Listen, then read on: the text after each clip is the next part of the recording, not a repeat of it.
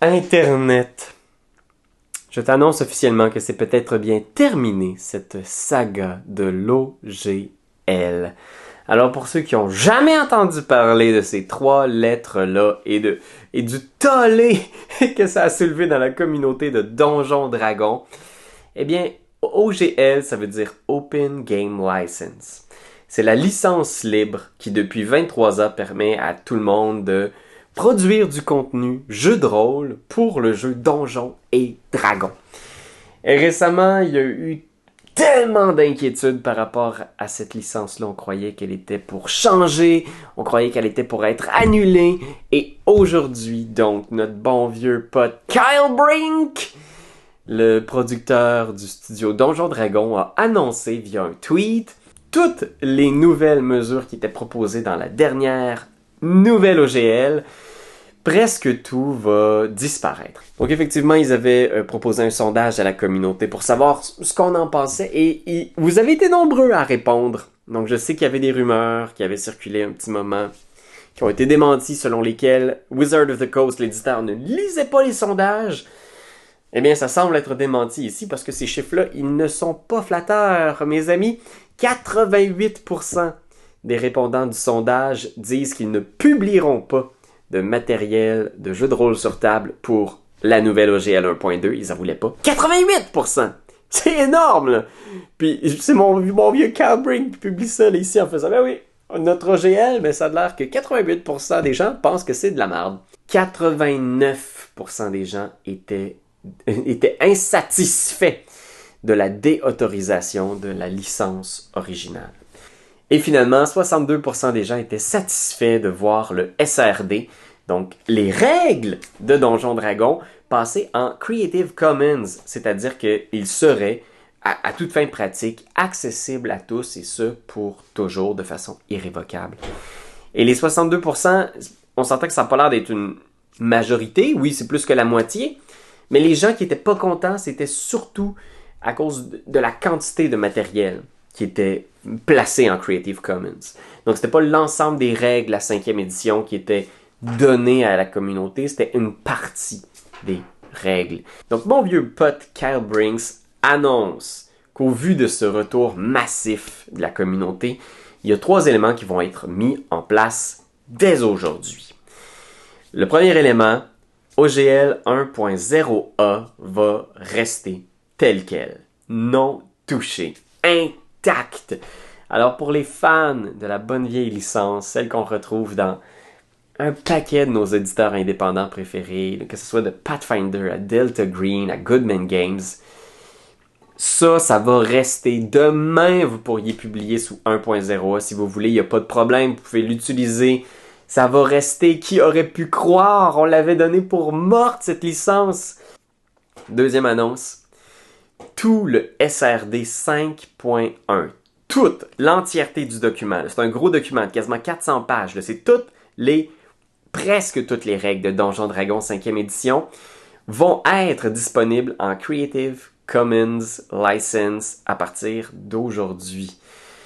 Fait que ça y est, c'est parti si vous voulez faire du stock de Donjons Dragons 5e édition. Ce que vous pouviez faire avant le temps des fêtes aussi, by the way, mais c'est comme si soudainement c'était un miracle, mais oui, le litige, c'est terminé. Vous pouvez publier du matériel publié avec la 5e édition. Puis je vous encourage à le faire. Go, allez-y si vous voulez. Et finalement, vous pouvez choisir ce que vous préférez utiliser. Fait que vous pouvez bien faire ce que vous voulez, c'est ce qu'ils disent.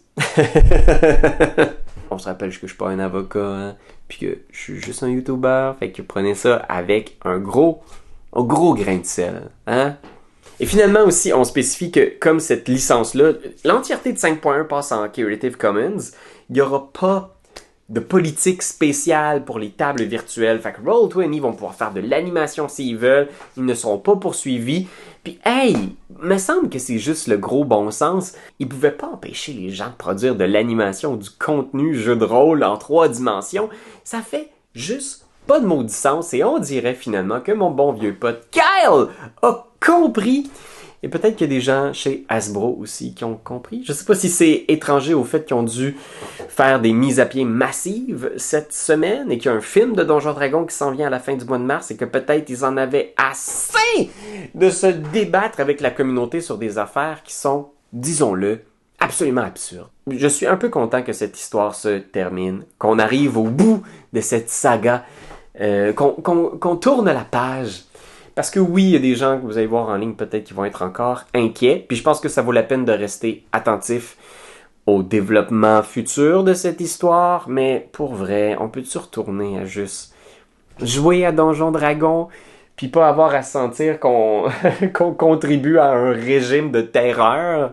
Le pire de cette histoire-là, c'est que j'ai l'impression que cette tentative-là de marquer leur territoire, plutôt que de leur rapporter justement de la crédibilité ou d'augmenter leur emprise sur le bassin de joueurs, au contraire, ça a traîné le nom Donjon Dragon dans la boue. Sur Internet, oui, assurément, mais aussi dans des émissions de radio, à la télé, dans des articles. Les gens se sont vraiment inquiétés. Il y a vraiment eu un mouvement, un exode massif vers d'autres jeux. Les ventes de Pathfinder ne se sont jamais portés aussi bien. Puis on le voit sur le site de Paizo à quel point les gens sont excités. Je comprends l'idée de dire l'OGL, le but, ça n'a jamais été de nous créer des rivaux dans le monde du jeu de rôle. Mais le fait d'essayer de détruire ces rivaux-là, ça l'a au contraire, ça les a identifiés, Wizard puis Hasbro, comme les méchants.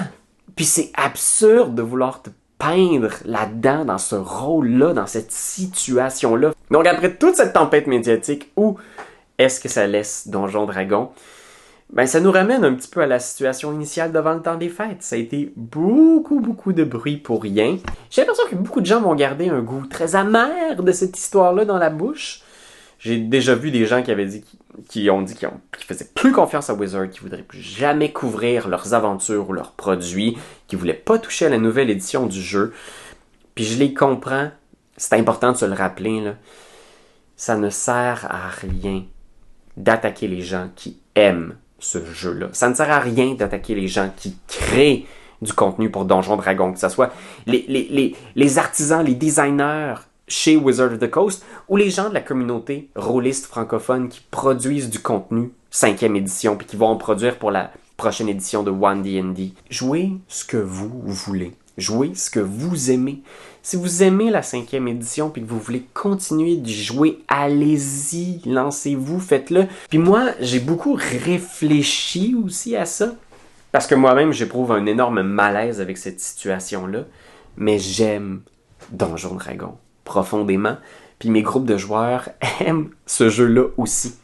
Fait que assurément, pour moi, je vais continuer de jouer, parce que, ne serait-ce que pour le respect, pour l'héritage de ce jeu-là, qui est pas parfait, hein? Il est absolument pas parfait, puis j'ai toujours été très critique du jeu et de ses aventures, puis je pense que c'est important qu'on ait des gens qui continuent de le faire, même dans la future édition. Ça veut pas dire que je vais pas non plus continuer à explorer d'autres choses, parce que j'aime beaucoup les jeux. Puis d'ailleurs, je vous l'annonce, là, notre prochaine campagne sur la chaîne Et tu Game Jeux de rôle va se dérouler dans un autre système, un autre jeu. On va jouer à autre chose que Donjon Dragon. Fait que ce sera nos Patreons qui vont déterminer. Le sondage pour la future aventure va être en ligne bientôt. Hey, allez voir ça, on a un Patreon, c'est bien le fun! J'espère que les amis chez Wizard pourront se consacrer corps et âme désormais uniquement à créer la meilleure édition du jeu. Donc de vraiment pouvoir synthétiser tous les retours de la communauté et de créer une nouvelle édition qui est extraordinaire. Il y a des gens qui ont dit que c'était une victoire. Moi, je pense que c'était surtout de rappeler c'était quoi qui était important dans ce jeu-là. Puis ce qui est important, c'est pas tant les règles, c'est pas tant les animations, c'est pas tant le fait de pouvoir avoir des modèles 3D extraordinaires. Ce qui est important, c'est que la communauté trippe, puis se sente impliquée, puis elle sente que ce jeu-là leur appartient, que c'est leur jeu. Je vais faire des vidéos sur quoi, moi? Je vais être obligé de parler mes anciennes campagnes de Donjons Dragons, donner des conseils jeux de rôle, ou bien présenter toutes sortes de guides pratiques pour jouer certaines classes dans la 5e édition. Oi, oi, oi. Mais oui. Fait que vous irez voir ça! Fait que merci d'avoir été là tout le monde. Puis prenez un peu de repos. Bonne fin de semaine.